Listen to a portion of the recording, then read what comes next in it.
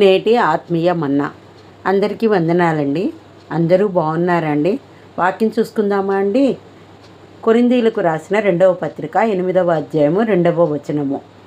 ఎలాగనగా వారు బహుశ్రమ వలన పరీక్షింపబడగా అత్యధికముగా సంతోషించిరి. ఈరోజు మనకు ఎదురవుతున్న పరిస్థితులను బట్టి దేవుడు మన ప్రార్థన ఆలకించాలని, మన కన్నీరు తుడిచి మన కష్టాల నుండి విడిపించాలని ఎంతో కోరుకుంటూ ఉంటాం. కానీ ఎందుకో ఎంత ప్రార్థించినా, ఎంత కన్నీరు కార్చినా దేవుడు మాత్రం మౌనంగానే ఉంటున్నాడు. మనము చాలా ఒత్తిడి గుండా వెళుతున్నప్పటికీ కూడా ఆయన మనలను పట్టించుకోవడం లేదు అనే నిరుత్సాహంలో, నిస్సహాయ స్థితిలో ఉంటున్నాము. అయితే దేవుడు నిన్ను నన్ను పరీక్షించాలనుకుంటున్నాడేమో, మనం పరీక్షా సమయంలో ఉన్నామేమో. కొన్ని సందర్భాల్లో దేవుడు మన ఆత్మీయతను, మన నమ్మకత్వాన్ని పరీక్షిస్తాడు. ఆ విధంగా పరీక్షించే సమయంలో దేవుడు మౌనంగా ఉంటాడు. ఇందువలన నానా విధములైన శోధనల చేత ప్రస్తుతమున కొంచెం కాలము మనకు దుఃఖం కలుగుతుంది. కానీ నశించిపోవు సువర్ణము అగ్ని పరీక్ష వలన శుద్ధపరచబడుతున్నది కదా. ఆయన మనల్ని శోధించిన తర్వాత మనము సువర్ణం వలె కనబడతాము. క్లాస్ రూమ్లో ఉన్నప్పుడు మనం ఏది అడిగినా టీచర్ చక్కగా వాటి గురించి వివరించి చెప్తారు. కానీ పరీక్ష హాల్లో మన ప్రక్కనే అదే టీచర్ ఉన్నప్పటికీ, సార్ ఈ ప్రశ్నకు జవాబు ఏమిటని అడిగితే ఏమాత్రం మాట్లాడకుండా మౌనంగా వెళ్ళిపోతారు. సార్ ఇది నా జీవితానికి సంబంధించినది, ఈ సమయంలో మీరు మౌనంగా ఉంటే నా పరీక్షలో నేను విజయం పొందుకోలేను అని మనం ఎంత ప్రాధేయపడినా వారు మనల్ని చూసి మౌనంగా వెళ్ళిపోతారే తప్ప ఒక్క మాట కూడా మాట్లాడరు. నిన్నటి వరకు క్లాస్ రూమ్లో ఎంతో చక్కగా జవాబులు చెప్పిన టీచర్ ఇప్పుడు ఎందుకు మౌనాన్ని పాటిస్తున్నారు అని అంటే, మనం ఉన్నది పరీక్షా సమయంలో, పరీక్షా హాల్లో. అదేవిధంగా దేవుడు కూడా మనం పరీక్షింపబడుతున్న సమయంలో మౌనంగా ఉంటాడు. కానీ అది కొంతకాలం మాత్రమే. స్టూడెంట్ ప్రస్తుతం ఉన్న క్లాస్ నుంచి మరొక ఉన్నతమైన క్లాస్కి వెళ్ళాలంటే ముందుగా అతడు పరీక్షించబడాలి. ఆ పరీక్షలో అతడు విజయం పొందుకుంటేనే తరువాత క్లాస్కి పంపించబడతాడు.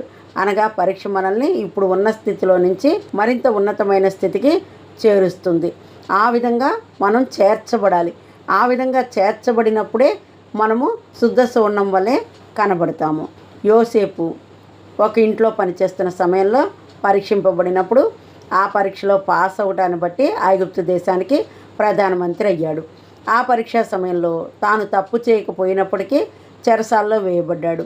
అయినా సరే ఆ సమయంలో యోసేపు దేవుణ్ణి విడిచిపెట్టలేదు, దేవునికి దూరం కాలేదు. అందును బట్టి అతడు ఆ పరీక్షలో జయాన్ని పొందుకోగలిగాడు. ఉన్నత స్థితికి హెచ్చించబడ్డాడు, దీవించబడ్డాడు. అలాగే నువ్వు ఉన్నతమైన స్థితికి చేరుకోవాలన్నా, ఆశీర్వదించబడాలన్నా నీవును పరీక్షించబడాలి.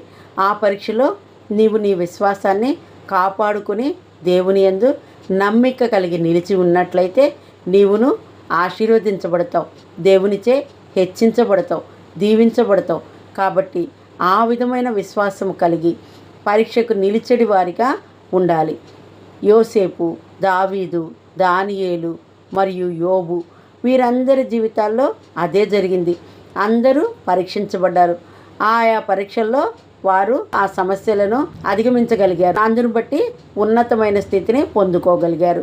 అదేవిధంగా మనము కూడా ఎంతటి శోధనలకు, ఎంతటి సమస్యలకు అప్పగింపబడినా లేదా ఎలాంటి స్థితిలో నడిపింపబడుతున్నా, మనకు ఎలాంటి పరీక్షలు ఎదురైనా వాటన్నిటిని అధిగమించగలిగే శక్తి మన దేవుని ద్వారా మనం కలిగి ఉన్నామనే నమ్మికతోటి మనం ఆ విశ్వాసాన్ని కాపాడుకుంటూ నిలిచినట్లయితే ఎలాంటి స్థితినైనా ఆయన దాటించగలుగుతాడు, ఎలాంటి పరిస్థితులనైనా ఆయన అధిగమింప చేయగలుగుతాడు.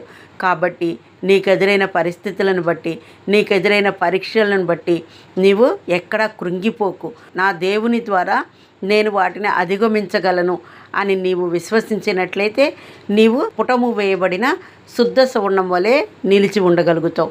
అప్పుడు నీకు ఎదురయ్యే ప్రతి సమస్య నుండి నీకు ప్రభువే విడుదల కలగచేస్తారు.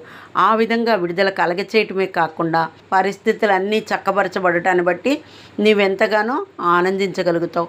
కాబట్టి నీకు ఎదురయ్యే పరిస్థితులను బట్టి నీవెక్కడా కూడా నీ విశ్వాసాన్ని కోల్పోకు. దేవుని యందు స్థిరమై నిలిచి కొనసాగు. అప్పుడు నీవు ఆశీర్వదింపబడటమే కాకుండా దేవుని యందు బహుగా దీవించబడుదువుగాక. ఆమెన్. హల్లెలూయా.